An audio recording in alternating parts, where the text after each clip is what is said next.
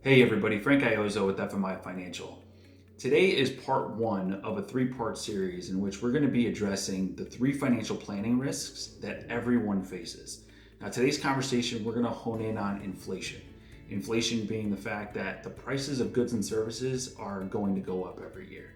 Now inflation risk essentially stems from the fact that we have too much cash or we're just generally too conservative.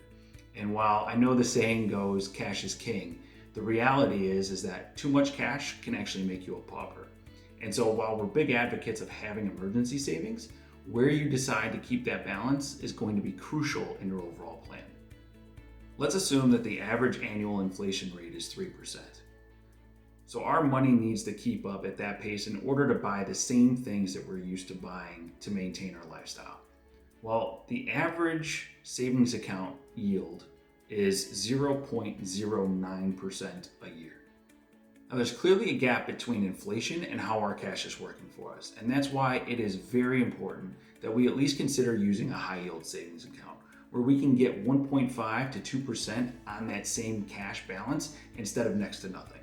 But let's assume that we keep our cash in a traditional savings account getting next to nothing and how that actually impacts us over the years.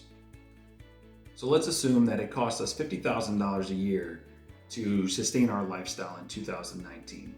And we have the vast majority of our assets sitting in cash and essentially getting zero return. If we let that happen for 2 years while inflation is growing at 3%, well, now it costs us $53,000 to buy the same things that we were buying in 2019. So we're going to be forced to make some significant cuts to our budget to stretch those dollars so that we're able to still sustain our lifestyle. Now, if we let this happen for a 10-year period, now we need over $67,000 to buy those same services and goods. And there's just not enough cuts that we can make within our budget to stretch those dollars and to sustain that lifestyle. Now, cash feels good. There's a sense of security in knowing that when you log into your account, whatever that balance was yesterday, it's going to be the same today. And it's not going to be impacted by any market movement. But the fact of the matter is, if we retire at 65, we build out plans for people to live well into their 90s. So you need that money to last you 25 plus years.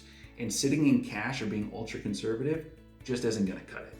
You need some component of your portfolio growing at a good clip in order to give you the chance to have those dollars last you that long period of time.